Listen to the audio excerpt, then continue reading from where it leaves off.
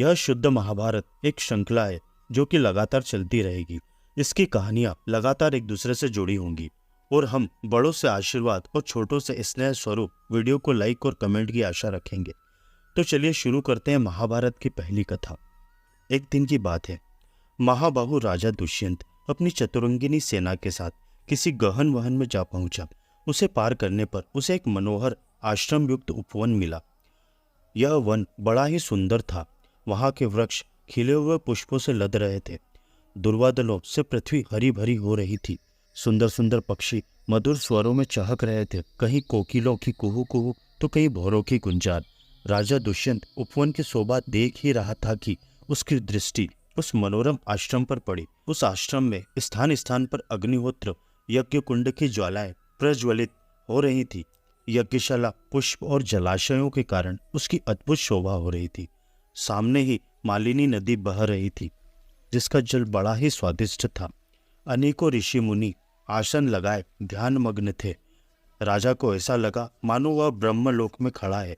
दुष्यंत के नेत्र और मन वन की छटा देखकर तृप्त नहीं हो रहे थे। इस प्रकार राजा दुष्यंत ने सब देखते सुनते कश्यप गोत्रीय कण्व ऋषि के एकांत और मनोहर आश्रम में मंत्री और पुरोहितों के साथ प्रवेश किया। दुष्यंत ने मंत्री और पुरोहितों को आश्रम के द्वार पर ही रोक दिया और स्वयं भीतर गया। वहां उस समय कण्व ऋषि उपस्थित नहीं थे। राजा ने आश्रम को सूना देखकर ऊंचे स्वर में पुकारा, यहाँ कौन है? दुष्यंत की आवाज सुनकर एक लक्ष्मी के समान सुंदरी कन्या तपस्विनी के वेश में आश्रम से निकली। उसने राजा दुष्यंत को देखकर सम्मान पूर्वक कहा, स्वागत है।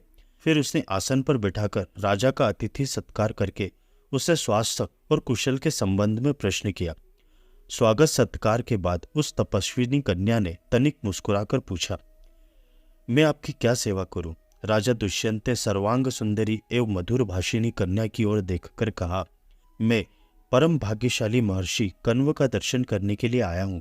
वे इस समय कहाँ हैं? कृपया करके बतलाइए। शकुंतला ने कहा, मेरे पूजनीय पिताजी फल फूल लाने के लिए आश्रम से बाहर गए हैं। आप घड़ी दो घड़ी उनकी प्रतीक्षा कीजिए, तब उनसे मिल सकेंगे। शकुंतला की भरी जवानी और अनुपम रूप देखकर दुष्यंत ने पूछा, सुंदरी तुम कौन हो? तुम्हारे पिता कौन है और किस लिए यहाँ आई हो? तुमने मेरा मन मोहित कर लिया है। मैं तुम्हें जानना चाहता हूँ। शकुंतला ने बड़े मिठास के साथ कहा, मैं महर्षि कण्व की पुत्री हूँ। राजा ने कहा, कल्याणी, महर्षि कण्व तो अखंड ब्रह्मचारी हैं। धर्म अपने स्थान से विचलित हो सकता है परंतु वे नहीं। ऐसी दशा में तुम उनकी पुत्री कैसे हो सकती हो? शकुंतला ने कहा, राजन, एक ऋषि के पूछने पर मेरे पूजनीय पिताजी कण्व ने मेरे जन्म की कहानी सुनाई थी। इस कारण मैं अपने जन्म के विषय में जानती हूँ। जिस समय परम प्रतापी विश्वामित्र तपस्या कर रहे थे, उस समय इंद्र ने उनकी तपस्या में विघ्न डालने के लिए मेनका नाम की अप्सरा भेजी थी। उसी के संयोग से मेरा जन्म हुआ। माँ मुझे वन में छोड़कर ही चली गई। तब शकुंतों ने सिंह, व्याघ्र आदि भयानक जानवरों से मेरी रक्षा की थी। इसीलिए मेरा नाम शकुंतला पड़ा। महर्षि कण्व ने वहां से उठाकर मुझे पाला। शरीर का जनक, प्राणों का रक्षक और अन्नदाता, यह तीनों ही पिता कहे जाते हैं। इस प्रकार मैं महर्षि कण्व की पुत्री हूँ। दुष्यंत ने कहा, कल्याणी, जैसा तुम कह रही हो, तुम ब्राह्मण कन्या नहीं राजकन्या हो, इसलिए तुम मेरी पत्नी बन जाओ। सुंदरी, तुम गंधर्व विधि से मुझसे विवाह कर लो। राजाओं के लिए गंधर्व विवाह सर्वश्रेष्ठ माना गया है। शकुंतला ने कहा, मेरे पिताजी इस समय यहाँ नहीं है, आप थोड़ी देर प्रतीक्षा कीजिए। वह आकर मुझे आपकी सेवा में समर्पित कर देंगे। दुष्यंत ने कहा, मैं तुम्हें चाहता हूँ और यह भी चाहता हूँ कि तुम मुझे स्वयं वरण कर लो। मनुष्य स्वयं ही अपना हितैषी और जिम्मेवार है। तुम धर्म के अनुसार स्वयं ही मुझे अपना दान करो। शकुंतला ने कहा, राजन, यदि आप इसे ही धर्म पद समझते हैं और मुझे स्वयं अपने आप को दान करने का अधिकार है, तो आप मेरी शर्त सुन लीजिए। आप मुझसे एक प्रतिज्ञा कीजिए। मेरे बाद मेरा और तुम्हारा पुत्र ही सम्राट होगा और मेरे जीवन काल में ही वह युवराज बन जाएगा, तो मैं आपको स्वीकार कर सकती हूँ। दुष्यंत ने बिना कुछ सोचे विचारे ही प्रतिज्ञा कर ली और गंधर्व विधि से शकुंतला से विवाह कर लिया। दुष्यंत ने उसके साथ समागम करके बारंबार यह विश्वास दिलाया कि मैं तुम्हें लाने के लिए चतुरंगिनी सेना भेजूंगा और शीघ्र से शीघ्र मैं तुम्हें अपने महल ले चलूंगा। इस प्रकार यह कहकर दुष्यंत अपनी राजधानी के लिए रवाना हुआ। उसके मन में बड़ी चिंता थी कि महर्षि कण्व यह सब कुछ जानकर न जाने क्या करेंगे। थोड़ी देर बाद महर्षि कण्व आश्रम पर आ पहुंचे, परंतु शकुंतला लज्जावश उनके पास नहीं गई। त्रिकालदर्शी कण्व ने दिव्य दृष्टि से सारी बात जानकर प्रसन्नता के साथ शकुंतला से कहा, बेटी, तुमने मुझसे बिना पूछे एकांत में जो काम किया है वह धर्म के विरुद्ध नहीं है। क्षत्रियों के लिए गंधर्व विवाह शास्त्र सम्मत है। दुष्यंत एक धर्मात्मा, उदार और सर्वश्रेष्ठ पुरुष है। उसके संयोग से बड़ा बलवान पुत्र होगा और वह सारी पृथ्वी का राजा होगा। जब वह शत्रुओं पर चढ़ाई करेगा उसका रथ कभी भी नहीं रुकेगा। इसकी आगे की कहानी हम अगले वीडियो में जानेंगे। हमने पिछले वीडियो में बताया कि किस तरह से दुष्यंत ने महर्षि कण्व की बिना आज्ञा से शकुंतला से विवाह किया और शकुंतला के साथ समागम करके बारंबार यह विश्वास दिलाकर कि मैं तुम्हें लेने के लिए चतुरंगिनी सेना भेजूंगा, वहां से चला गया। और फिर दुष्यंत ने ना तो कभी शकुंतला को लेने के लिए चतुरंगिनी सेना भेजी और ना ही दुष्यंत खुद शकुंतला को लेने आया। चलिए जानते हैं आगे क्या हुआ। समय आने पर शकुंतला के गर्भ से एक पुत्र उत्पन्न हुआ। वह पुत्र अत्यंत सुंदर और बचपन में ही बड़ा बलिष्ठ था। महर्षि कण्व ने विधिपूर्वक उसके जात कर्म आदि संस्कार किए। उस शिशु के दांत सफेद सफेद और बड़े नुकीले थे। कंधे सिंह की भांति थे। दोनों हाथों में चक्र के चिन्ह तथा सिर बड़ा और ललाट ऊंचा था। वह देखने में ऐसा जान पड़ता मानो कोई देव कुमार हो।